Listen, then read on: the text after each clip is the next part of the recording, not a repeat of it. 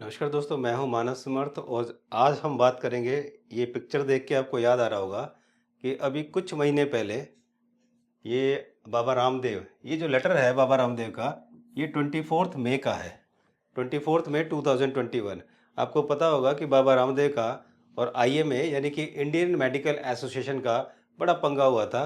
और उस टाइम पे बाबा रामदेव ने एक लेटर लिखा था आईएमए को और एक चैलेंज किया था इस लेटर के थ्रू। इसमें 25 सवाल बाबा रामदेव ने इंडियन मेडिकल एसोसिएशन से पूछे थे। हालांकि वो काफ़ी चर्चा में रही चीज़ें और उसके बाद आज तक कोई भी सवाल का जवाब इंडियन मेडिकल एसोसिएशन ने बाबा रामदेव को नहीं दिया। हम यहाँ पर ये बात नहीं करेंगे आज कि इसमें कौन सही है और कौन गलत है, बाबा रामदेव गलत है या इंडियन मेडिकल एसोसिएशन गलत है। आज हम ये जानेंगे कि हम कितने समझदार हैं।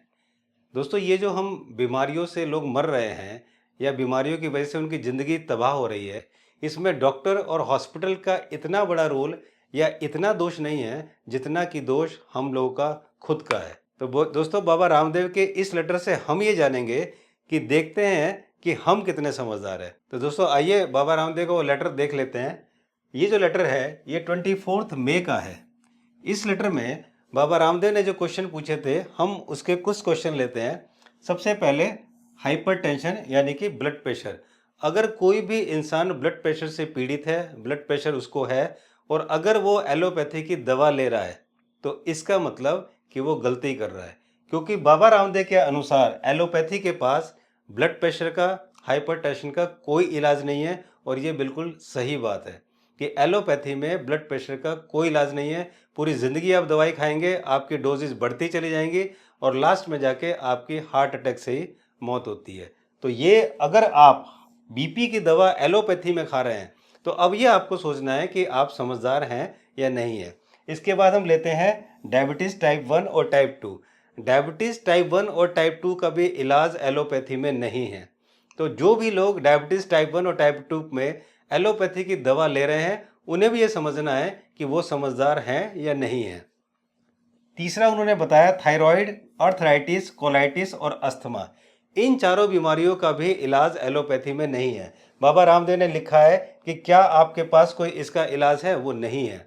तो अगर जो भी लोग एलोपैथी में इसकी दवा खा रहे हैं तो आप समझिए इसका इलाज उसमें परमानेंट, उसका कोई इलाज नहीं है। पूरी ज़िंदगी आप दवाई खाते रहिए और लास्ट में जाकर उसी से आपका परिणाम भुगतना पड़ेगा। उसके बाद दोस्तों, फैटी लीवर, लीवर सिरोसिस और हेपेटाइटिस, इसका भी इलाज एलोपैथी में बिल्कुल नहीं है। उसके बाद अगर किसी को हार्ट में ब्लॉकेज है, उसको रिवर्स करने का भी इलाज एलोपैथी के पास नहीं है। अगर किसी के हार्ट में ब्लॉकेज है तो वो अपनी ब्लॉकेज को केवल नेचुरोपैथी से उसको और आयुर्वेदा से उसको अपने ब्लॉकेज को कम कर सकता है और फिर से दोबारा एक सही ज़िंदगी जी सकता है। एलोपैथी में इसका इलाज बिल्कुल नहीं है। ब्लॉकेज एलोपैथी की दवा से सही नहीं हो सकती। उसके बाद उन्होंने कहा है कि अगर आपका हार्ट एनलार्ज है और इजेक्शन फ्रैक्शन मीन्स ईएफ की प्रॉब्लम है, हमारा हार्ट वीक हो जाता है और इजेक्शन फ्रैक्शन जो है उसका प्रॉपर नहीं हो पाता, इसका भी इलाज एलोपैथी के पास नहीं है। इसके अलावा कोलेस्ट्रॉल, ट्राइग्लिसराइड, अगर आपका कोलेस्ट्रॉल और ट्राइग्लिसराइड बढ़ा हुआ है, उसकी अगर आप दवा खाते हैं तो ये दवा आपके लीवर को साइड इफ़ेक्ट करती है और उसकी वजह से आपका लीवर डैमेज होने का खतरा रहता है। तो इसलिए इसका भी इलाज एलोपैथी के पास नहीं है। उसके बाद दोस्तों, अगर किसी को सर दर्द है और माइग्रेन है, उसकी भी अगर दवा एलोपैथी में खाते हैं तो याद रखिए कि सर दर्द की और माइग्रेन की भी दवा एलोपैथी में नहीं है। उसका कोई परमानेंट सोल्यूशन नहीं है। आपको सर दर्द हुआ, माइग्रेन का दर्द हुआ, आपने टैबलेट खाई, कुछ समय के लिए आपको उससे राहत मिल सकती है, दर्द से राहत मिल सकती है, लेकिन परेशानी से नहीं, क्योंकि वो परेशानी, वो बीमारी वहीं की वहीं है। दोस्तों, इसके अलावा बाबा रामदेव ने लिखा है कि आंखों का चश्मा और हियरिंग एड ये हट जाए, इसका इलाज भी एलोपैथी के पास नहीं है। तो जो लोग भी इसका इलाज एलोपैथी में ढूंढ रहे हैं, इसका मतलब वो गलत ट्रैक पे हैं। और उसके बाद जिसके दांत के हिलने बंद हो जाए, मजबूत मसूड़े हो जाए, इसका भी कोई इलाज एलोपैथी के पास नहीं है। इसके अलावा आइए, फिर बाबा रामदेव ने लिखा है कि सोराइसिस, सोराइटिक अर्थराइटिस, इसका भी इलाज एलोपैथी के पास नहीं है। तो इसका भी इलाज अगर आप एलोपैथी में करा रहे हैं तो भी दिक्कत है। इसके बाद पार्किंसन और उन्होंने लिखा है कि पार्किंसन के अलावा अगर किसी को कब्ज है, गैस है, एसिडिटी है, कब्ज, गैस, एसिडिटी है और इसका इलाज अगर आप एलोपैथी में ढूंढ रहे हैं तो आप बिल्कुल गलत ट्रैक पे हैं, क्योंकि इसका भी इलाज एलोपैथी के पास नहीं है। और दोस्तों इसके अलावा अगर इनफर्टिलिटी की प्रॉब्लम किसी को है तो इसका भी इलाज एलोपैथी में बिल्कुल नहीं है। तो अगर आप इनफर्टिलिटी की वजह से भी आप इलाज एलोपैथी में ढूंढ रहे हैं तो भी आप गलत ट्रैक पे हैं। उसके बाद बाबा रामदेव ने लिखा है कि अगर आप हीमोग्लोबिन बढ़ाने के लिए अगर आप एलोपैथी की दवा ले रहे हैं उसमें भी इसका कोई इलाज नहीं है, ये आपको ध्यान से समझना है। इसके बाद उन्होंने लिखा है कि बिना ऑक्सीजन सिलेंडर के ऑक्सीजन बढ़ाने का कोई तरीका एलोपैथी के पास नहीं है। तो ये बिल्कुल सही बात है कि एलोपैथी के पास भी बिना ऑक्सीजन सिलेंडर लगाए ऑक्सीजन बढ़ाने का भी इलाज नहीं है। और जैसा कि डॉक्टर विष्णु प्रसाद चौधरी ने बताया कि अगर किसी को ऑक्सीजन लेवल डाउन हो जाता है, उसकी प्रॉब्लम होती है, तो प्रोन पोजीशन से अपने ऑक्सीजन लेवल को बढ़ा सकता है और बहुत ईजिली रिकवर हो सकता है। तो दोस्तों ये मैंने जितनी भी बीमारियां बताई हैं, जो ये बीमारी थी और उसके अलावा ये सब बीमारियां जो बाबा रामदेव ने अपने लेटर में लिखा है, इसका जवाब अब तक आईएमए का नहीं आया और ये बात फैक्ट है कि इनका इलाज एलोपैथी में नहीं है। तो मेरी आपसे रिक्वेस्ट है कि समझदारी इसमें नहीं है कि आप अपने आप को समझदार समझते रहें। समझदारी इसमें है कि आप एविडेंस बेस्ड बात करें और एविडेंस बेस्ड ही हम चीज़ों को स्वीकार करें। तो ये एविडेंस बेस्ड है जो मैं आपको बता रहा हूँ और जो मैं आपको दिखा रहा हूँ।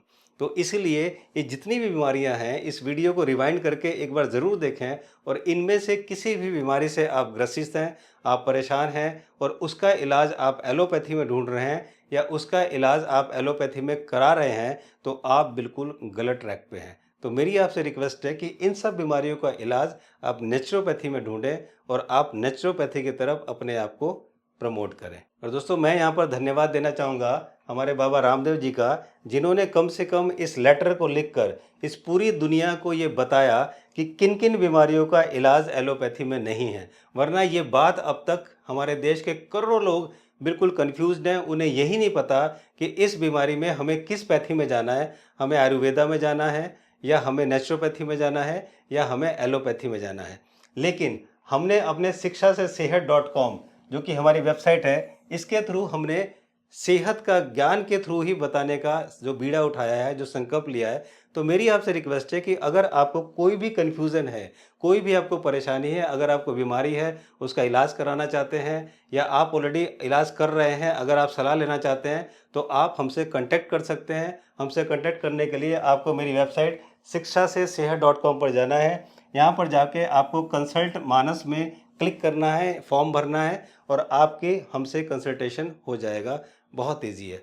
यहाँ पर मैं आपको बताना चाहता हूँ कि जितने भी लोगों ने हमारी foundation holistic health and wellness foundation को सपोर्ट किया है, फाइनेंशियली सपोर्ट किया है, मैं उनका तहे दिल से शुक्रिया अदा करता हूँ। और आपके सपोर्ट की वजह से हम अपने काम को बहुत तेज़ी से चला रहे हैं और बहुत तेज़ी से हम काफ़ी लोगों तक जल्दी से पहुँच पा रहे हैं। Thank you so much for that. और मुझे उम्मीद है कि आगे भी आप लोग हमें फाइनेंशियली सपोर्ट करते रहेंगे।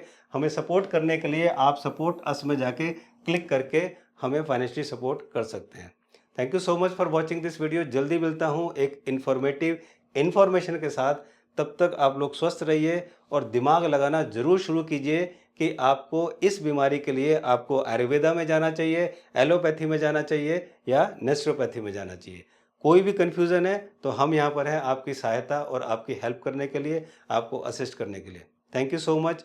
जल्दी मिलते हैं, तब तक नमस्कार।